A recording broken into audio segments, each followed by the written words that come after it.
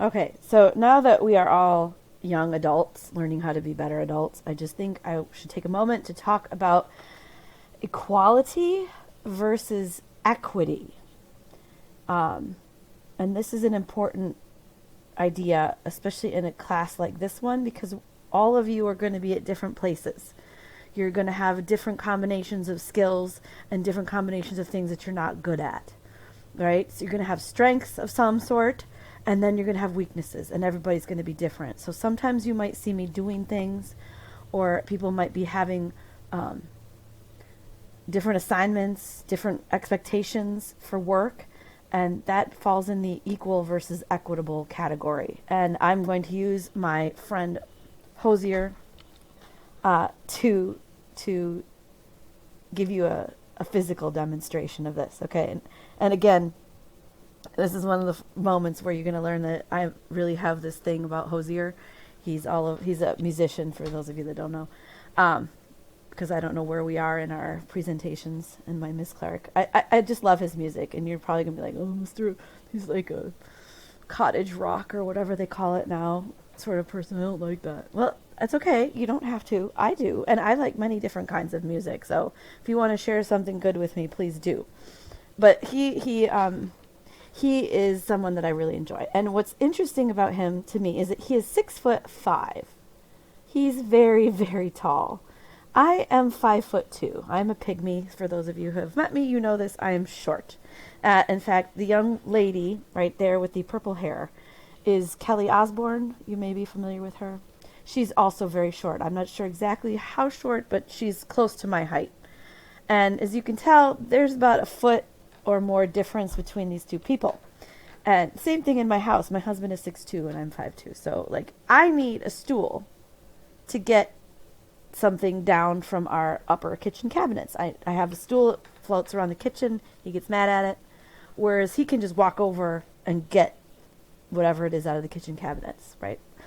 So I need the stool to be able to do the same thing that my husband or Hosier can walk over and grab it. Doesn't mean I can't get it for myself. It just means that I need a tool. I need some sort of accommodation. So sometimes things are not going to be the same for everyone. They're just not. And you're going to accept that under the idea of equal is everything the same. So, or versus justice. What is right? What is just? What is ethical? So if you can't come in, equal would be saying, well, if Miss Clark can use the stool, then Hosier can use the stool. Well, yeah, sure. But it seems like a little silly. But go ahead. If you want it, you can have it. What would be worse is saying, well, you can't use it at all. That's not fair. That's not fair to Hosier if you have the stool. So you can't do that.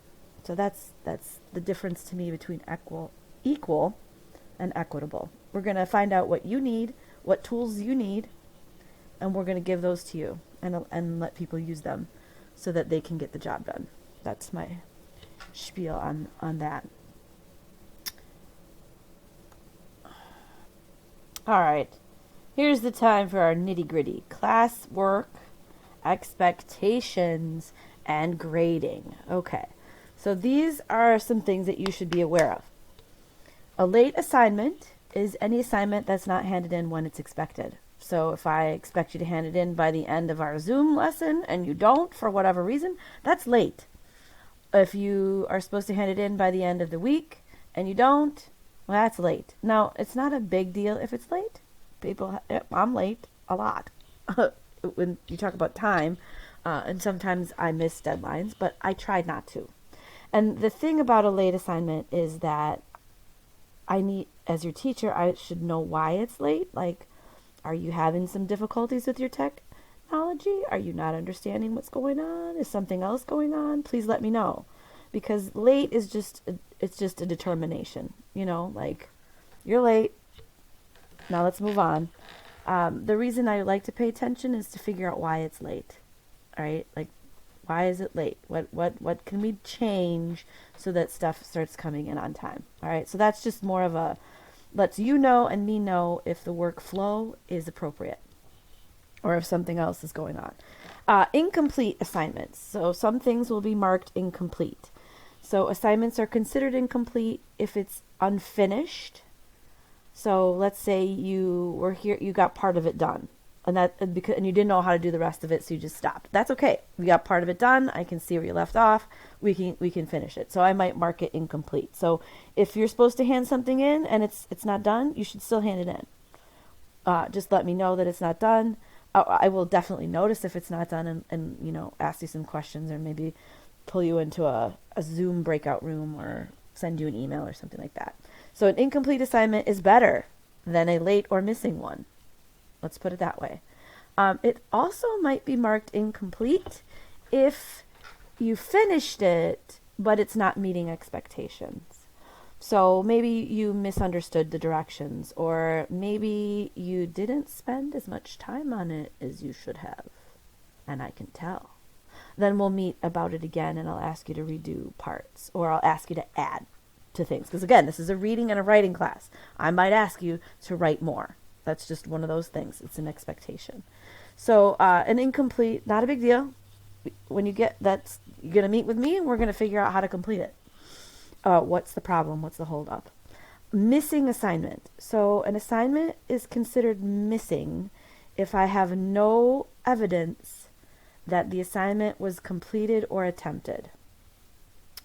So particularly since everything's online, if I go online and I look at the handout and you haven't tried to type or write or draw or do anything on the sheet, that's going to be considered missing.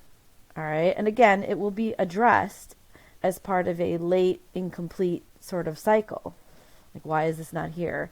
It really, I think, also comes in a little bit more when we're in person and we'll have class time to work on stuff and it doesn't get done. Or you have some attendance issues. Then missing becomes more of a problem. But we're going to figure out why it's missing, and then we're going to figure that out. All right. So again, missing, incomplete, late, these are not permanent designations. They are just hey, you should be aware.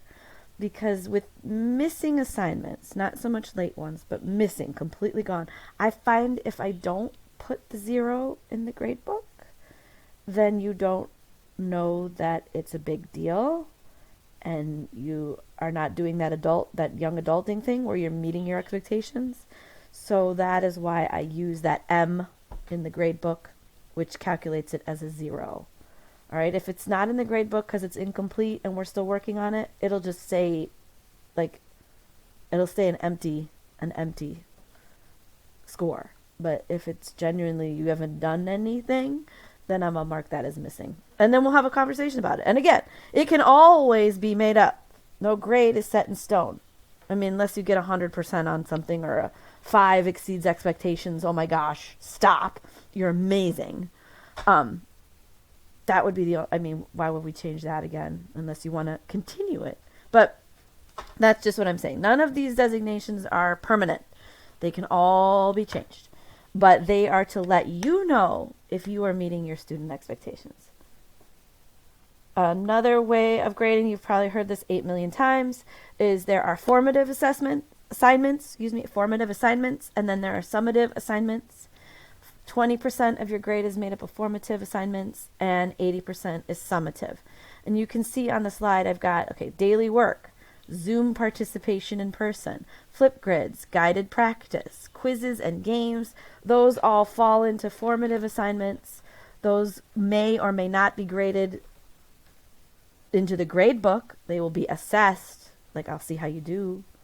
They may not all make it into the grade book, but those could make it into the grade book. You never know. So you should do it. See, I keep you on the edge of your seat. And then summative assignments, you will definitely know when something's a summative. It's independent practice. It's a test. It's a performance task where you have to read something and annotate and answer questions, or write something based on your reading, using the reading to inform your writing. So those will be performance tasks. You will know when it's a summative.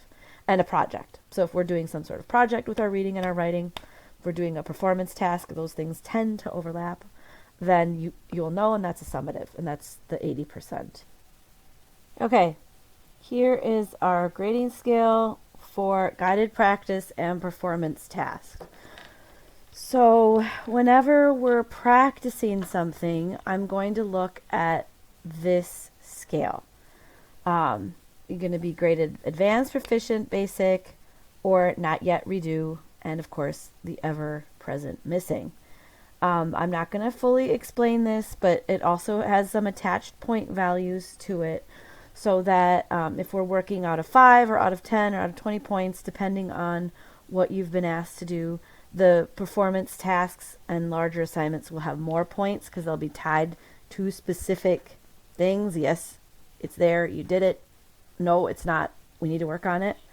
But there it is. And we're going to talk so much about this scale. Do I know how to do this during class that I'm not going to spend a lot of time on it here. But it's available to you. You can see it. If you're a parent watching this video, you can see what the expectations for each grade will be so that when you look at the grade book, you can understand how your student is scoring. And if you don't, then you email me and we can chat, we can Zoom, we can do whatever about it. But most work is graded out of 10 or 20. That's just what I've gotten comfortable with. It could be 100 points. It could be 10 points. The percentages are the same in the grade book, and really it has to do more with the quality of their thinking and the quality of their skills. Is it a basic understanding? Is it a proficient understanding? Remember, proficient is the standard. Advanced is when it's beyond the standard for their age grade or for what they've been expected to do in class. So that's all part of the grading piece, which of course with students getting incompletes or getting not yets or getting basics, they can always meet with me, get some feedback. How do I fix this? How do I do better? What am I missing? What do I need to practice? And then they can resubmit going forward. So that's our grading scales for guided practice and performance tasks.